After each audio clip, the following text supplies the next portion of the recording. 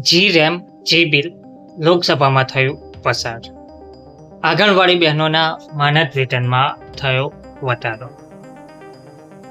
આજના વિડીયોમાં આપણે જોઈએ આંગણવાડી વ્યવસ્થા અને સંઘર્ષ.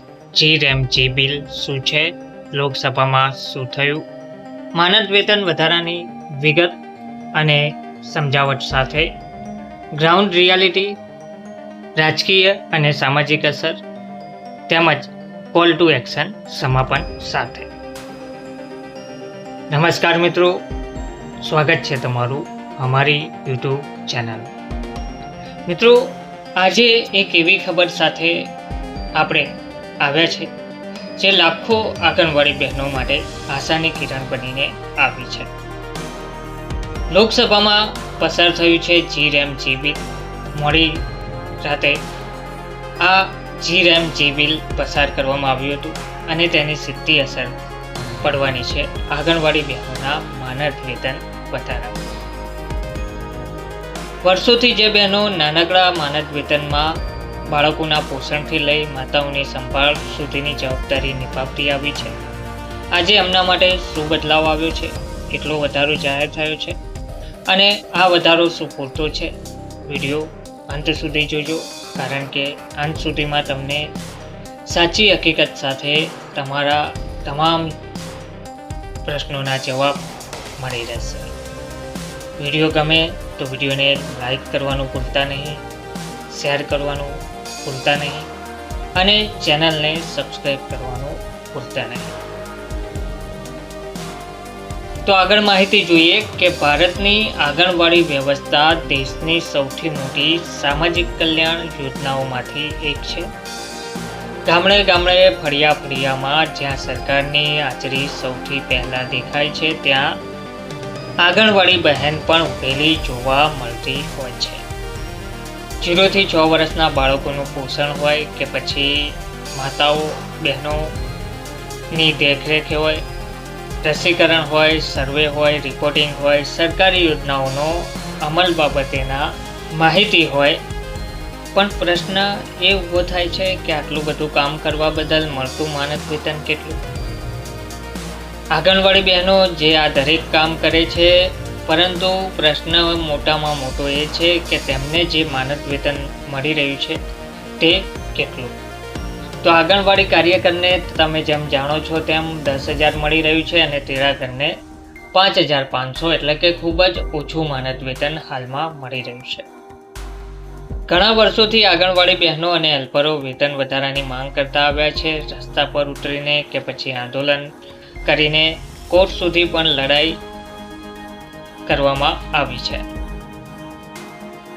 તો હવે દરેકના મનમાં, એટલે કે આંગણવાડી બહેનો અને આશા વર્કર બહેનો, લાખો બહેનોના મનમાં એક સવાલ ઉપસ્થિત થતો હશે કે જી-રેમ જી બિલ શું છે? તો હવે આપણે વાત કરીએ જી-રેમ જી બિલની. આ બિલનો હેતુ શું છે? આ બિલનો જે મુખ્ય ઉદ્દેશ્ય છે તે છે ગ્રાસરૂટ લેવલ પર કામ કરતા કર્મચારીઓ, ખાસ કરીને આંગણવાડી, આશા વર્કર જેવા બહેનો, એમના માનદ વેતન, સામાજિક સુરક્ષા અને માન્યતા અંગે સુધારો લાવવાનો છે. માનદ વેતનનું પુનઃમૂલ્યાંકન, કેન્દ્ર અને રાજ્યની જવાબદારી, નિયમિત વધારો કરવાની વ્યવસ્થા. આ બિલ વર્ષોથી ચર્ચામાં આવ્યું છે અને ચર્ચામાં હતું અને આખરે લોકસભામાં તેને રજૂ કરવામાં આવ્યું છે, એટલે કે મંજૂરી આપવામાં આવી રહી છે. તો લોકસભામાં શું થયું? તો લોકસભામાં બિલ રજૂ થયું, ચર્ચા થઈ, વિપક્ષે પ્રશ્નો ઉઠાવ્યા અને સત્તા પક્ષે દલીલો કરી. આંગણવાડી બહેનો જે દેશની રીઢ છે, ઓછા વેતનમાં વધુ કામ કરે છે, મહિલાઓના સશક્તિકરણની વાત પણ થઈ રહી છે અને અંતે મતદાન થયું અને જી-રેમ જી બિલ પાસ થઈ ગયું. હવે સૌથી મોટો પ્રશ્ન આવી રહ્યો છે કે માનદ વેતનમાં કેટલો વધારો થયો? આ સૌથી મોટો સવાલ જે આંગણવાડી બહેનો, આશા વર્કર બહેનો, મધ્યાહન ભોજન કર્મચારીઓના મનમાં થઈ રહ્યો છે કે હવે આંગણવાડી બહેનોના અને અન્ય કર્મચારીઓના માનદ વેતનમાં કેટલો વધારો જાહેર થયો? તો બિલ પાસ થયા બાદ કેન્દ્ર સરકાર તરફથી એક નવો માળખાકીય વધારો સૂચવવામાં આવ્યો છે, જેમાં આંગણવાડી વર્કર માટે માસિક માનદ વેતનમાં વધારો જાહેર કરવામાં આવ્યો છે, તેમજ હેલ્પર માટે પણ અલગ વધારો જાહેર કરવામાં આવ્યો છે. ભવિષ્યમાં ડીએ અથવા નિયમિત રિવિઝન પર પણ વિચાર સરકાર કરી રહી છે.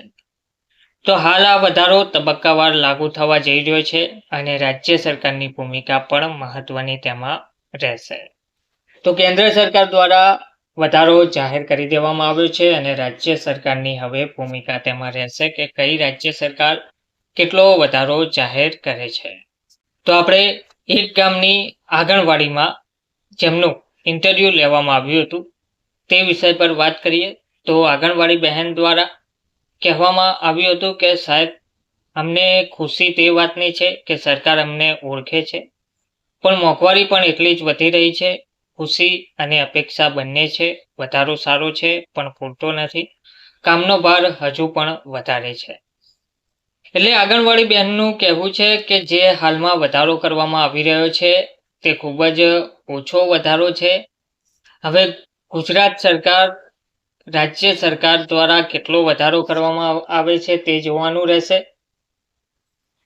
કેન્દ્ર સરકાર દ્વારા જે વધારો કરવામાં આવ્યો છે તે પૂરતો નથી તેવું બહેનનું કહેવું છે. એટલે કે હાઈકોર્ટ દ્વારા જે વધારો જાહેર કરવામાં આવ્યો છે તેટલો વધારો હાલ કરવામાં આવ્યો નથી. આ કેન્દ્ર સરકાર તરફથી વધારો કરવામાં આવ્યો છે. હવે રાજ્ય સરકારો તેમના કર્મચારીઓનો, આંગણવાડી બહેન હોય, આશા વર્કરો હોય કે તેડાગર બહેનો હોય, મદદગાર બહેનો હોય કે મધ્યાહન ભોજન કર્મચારીઓ હોય, તેમના વેતનમાં કેટલો વધારો કરે છે તેના પર હવે સૌની નજર જોવા મળી રહી છે. તો કહેવામાં આવી રહ્યું છે કે આ બિલ આશા તો જગાવે છે પરંતુ હજુ પણ સંઘર્ષ પૂરો થયો નથી. આ બિલથી આશા ચોક્કસપણે જાગી છે, વધારો પણ જાહેર થયો છે, પણ સંઘર્ષ હજી પૂરો થયો નથી તેવું જણાવવામાં આવી રહ્યું છે. રાજકીય અને સામાજિક અસરની વાત કરીએ તો રાજકીય રીતે જોઈએ તો આ બિલ મહિલાઓ અને ગ્રામીણ મતદાતાઓ માટે મહત્વનું છે. સરકાર માટે પોઝિટિવ સંદેશ છે. આવનારા સમયમાં વધુ સુધારા જોવા મળશે. સંગઠનોની માંગ ચાલુ રહેશે. સમાજ માટે આ એક સંકેત છે કે ગ્રાસરૂટ વર્કર્સને અવગણવામાં નહીં આવે. તો મિત્રો, જી બિલ પાસ થવું એક શરૂઆત છે, અંત નથી.